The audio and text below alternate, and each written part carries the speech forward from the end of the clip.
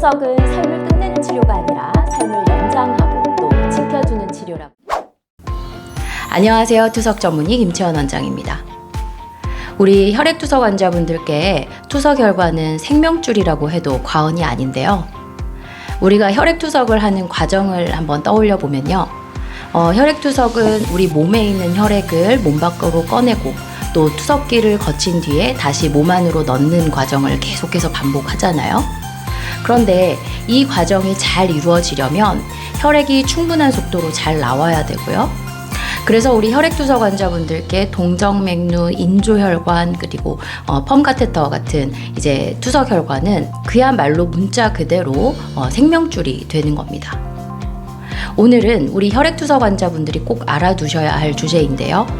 혈액투석 8의 혈관이 막히기 전에 보내는 신호 5가지에 대해서 한번 살펴보겠습니다. 혈관이 갑자기 막힌 것처럼 느껴지는 경우도 있지만 실제로는 막히기 전에 여러 가지 신호를 보내는 경우들이 있어요. 이 신호를 비교적 빨리 캐치하면 혈관을 살릴 가능성이 높아지고 또 응급실에 가거나 임시로 카테터를 또 만들거나 해야 하는 상황을 줄일 수 있습니다. 오늘 영상은 특히 동정맥류나 인조혈관으로 혈액투석을 하는 분들께 더욱 중요하다고 할 수 있겠는데요. 투석혈관이 막히기 전에 보내는 신호 첫 번째, 혈관의 떨림이 약해지거나 사라지는 증상이에요. 혈액투석 환자분들이 가장 먼저 확인하셔야 할 것은 혈관의 떨림입니다.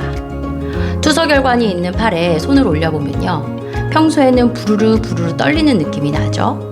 이것을 의학적으로 우리는 thrill이라고 하고요. 우리 한국말로는 진동, 떨림이라고 설명을 할 수가 있습니다. 혈액이 동맥에서 정맥 쪽으로 빠르게 흐르기 때문에 이런 진동이 느껴지는 거고요.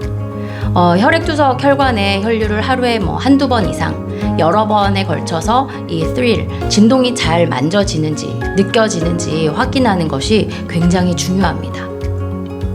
어느 날 내가 손을 그 투석혈관 위에 올렸는데 평소보다 떨림이 약해져 있다. 어제까지 느끼던 그 진동이 오늘은 잘 안 느껴진다. 혹은 또 아예 떨림이 없다. 이런 경우에는 절대 가볍게 넘기시면 안 됩니다. 특히 그 투석혈관의 떨림이 완전히 사라지면요. 빨리 투석실이나 아니면 투석혈관병원에 연락을 하셔서 손을 보시는 게 중요합니다. 혈관이 좁아졌거나 혈전이 생겨 있을 수도 있기 때문이죠. 환자분들께 꼭 말씀드리고 싶은 습관이 있는데요. 하루에 최소한 한두 번은 투석혈관에 손을 대보십시오. 아침에 일어나서 한 번 또는 잠들기 전에 한 번이라도 괜찮습니다. 중요한 것은 내 혈관의 평소 느낌을 잘 알고 계셔야 되겠고요. 그 평소 느낌과 비교했을 때 차이점도 내가 잘 감지를 할 수 있는 것이 무엇보다 중요합니다. 그리고 두 번째 신호, 혈관의 소리가 달라집니다. 투석혈관은요, 청진기로 들으면 이게 슉슉 하는 소리가 들리는데요.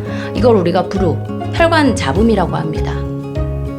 환자분들이 청진기를 가지고 직접 듣기는 조금 어려울 수가 있지만 이제 투석실에서 저희가 의료진이 혈관 소리를 확인하는 경우가 대부분이죠. 그런데 평소보다 그 소리가 약해졌다. 혹은 소리가 끊기는 느낌이다. 또 고음으로 삑 하는 소리처럼 들린다. 이렇게 변화가 있으면 이거 역시도 혈관이 좁아지는 협착이 숨어있는 신호일 수 있습니다. 환자분들은 이렇게 기억하시면 좋겠습니다. 떨림은 손으로 확인하고 소리는 투석실에서 귀로 확인한다.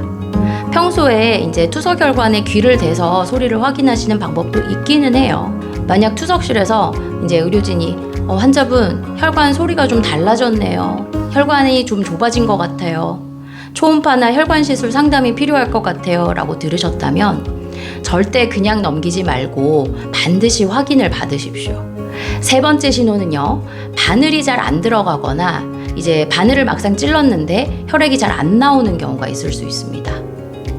이거는 이제 투석을 직접 시행을 했을 때 나타나는 신호고요. 평소에는 바늘이 잘 들어갔는데 어느 순간부터 바늘이 잘 안 들어가고 또 들어가더라도 그게 굉장히 어렵게 시행이 된다. 한 번에 안 들어가고 여러 번에 걸쳐서 찔러야 된다. 투석을 시작했는데 혈류 속도가 잘 안 나온다.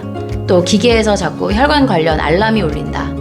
이런 경우가 있는데 이런 문제들이 계속해서 반복이 되면 단순히 니들링의 문제라기보다는 혈관 안쪽이 좁아졌거나 또 혈류가 충분치 않다는 것을 의심해 볼 수가 있겠습니다. 최근의 연구 결과들에서도 보면 혈관 이상을 의심할 수 있는 소견으로 새롭게 생긴 천자의 어려움, 원래의 우리 투석 혈류의 속도를 유지하기가 어려움, 또 반복되는 압력 문제 같은 것들을 들게 되는데요. 오늘 투석 때만 그런지 아니면 최근에 계속해서 이런 일이 반복되었는지를 잘 한번 살펴보십시오. 어쩌다가 사실 한 번은 그럴 수가 있거든요. 하지만 이런 일이 계속해서 반복이 된다.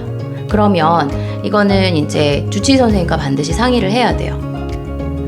선생님, 바늘이 요새 자주 잘 안 들어간다고 하고 또 투석할 때 자꾸 혈관 관련해서 그 혈류 알람이 울리는 것 같아요. 이러한 말씀은요, 저희가 절대 사소하게 그냥 넘기지 않습니다.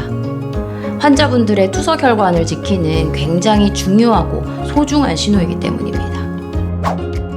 네 번째, 투석 후에 지혈 시간이 길어집니다. 혈액 투석이 끝나고 바늘을 뺀 뒤에는 일정 시간 동안 눌러서 우리가 지혈을 하잖아요. 그런데 옛날보다 이제 피가 오랫동안 나고 한참 눌렀는데도 계속해서 피가 스며 나온다. 집에 가서도 또 피가 다시 비친다. 이런 변화가 있으면 주의를 해야 합니다. 물론 항응고제나 항혈소판제를 복용하는 분, 아스피린, 클로피도그렐, 와파린 이런 약들을 복용하시는 분들, 또 투석 중에 헤파린 사용량, 혈소판 상태 등에 따라서 당연히 환자분들마다 지혈 시간은 차이가 있을 수 있긴 하거든요. 하지만 내가 평소에 지혈했던 시간이랑 비교를 했을 때 요새에 따라서 부쩍 그 지혈 시간이 오래 걸린다면 혈관 안쪽의 압력이 높아졌기 때문에 이거는 결국 이제 정맥 쪽의 협착과 관련된 경우가 많습니다.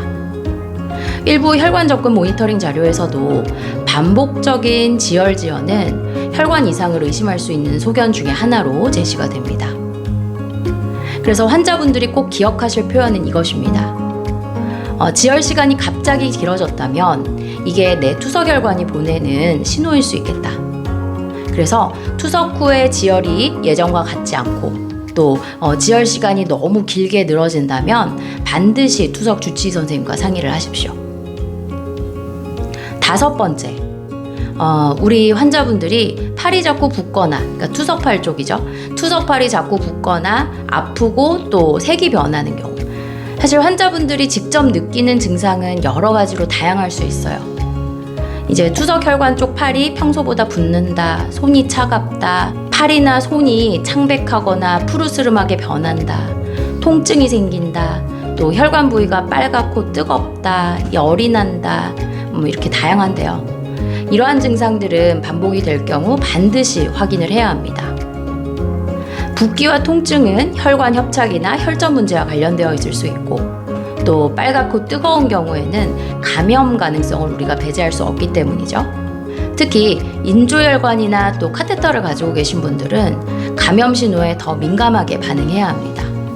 기본적으로 투석 혈관이 있는 팔 쪽으로는 혈압을 측정하지 말고 또 체열이나 주사도 피하는 것이 좋습니다. 무거운 가방을 투석 혈관 팔로 막 걸거나 아니면 투석 혈관을 이제 팔베개를 해서 베거나 이렇게 하는 것도 피하시고요. 그래서 제가 꼭 환자분들께 강조드리고 싶은 것은 투석 혈관이 있는 팔은 정말 너무너무 소중하다. 그 무엇보다 아끼셔야 된다 하는 겁니다. 그렇다면요, 평소에 우리가 어떻게 관리를 하면 좋을까요? 첫 번째, 매일매일 혈관의 그 떨림을 확인하십시오. 하루에 한 번이라도 손을 올려서 평소와 그 떨림의 정도가 같은지 비슷한지 확인을 하셔야 되고요. 두 번째, 투석 혈관 팔을 절대 압박하지 마십시오. 혈압을 측정하거나 체열을 하거나 주사를 그쪽으로 놓거나 또 꽉 끼는 시계, 팔찌, 무거운 가방 이런 것들은 절대 투석 혈관이 있는 팔로는 이제 시도를 하지 않는 게 좋습니다. 그리고 세 번째, 우리가 투석을 시작할 때 이제 니들링이라고 하는 바늘을 찌르는 과정 중에 문제가 반복되면 반드시 주치의 선생님과 상의를 하십시오. 오늘도 바늘이 잘 안 들어갔어요. 요새 그 투석기 알람이 혈관이랑 관련해서 잘 울려요. 이런 말씀은 꼭 해주셔야 합니다. 네 번째, 지혈 시간이 달라졌는지 꼭 확인하십시오. 평소보다 오래 걸리거나 또 집에 가서도 스물스물 피가 자꾸 새어나오거나 그러면 그것도 역시 투석혈관이 협착, 좁아진 것일 가능성이 있기 때문에 반드시 알려주시는 게 좋겠습니다. 5번째, 붓기, 통증, 열감, 또 색 변화가 있으면 그때도 바로 확인을 해야 합니다. 특히 발열이 동반되면 우리가 이제 감염의 가능성을 배제할 수 없고 빨리 조치를 하면 또 금방 넘어갈 수 있는데 입원 치료까지 해야 되는 경우들이 생길 수 있기 때문이죠. 오늘 내용이 도움되셨다면 구독, 좋아요 부탁드리고요. 다음 시간에 더욱 유익한 내용으로 다시 찾아뵙겠습니다. 감사합니다.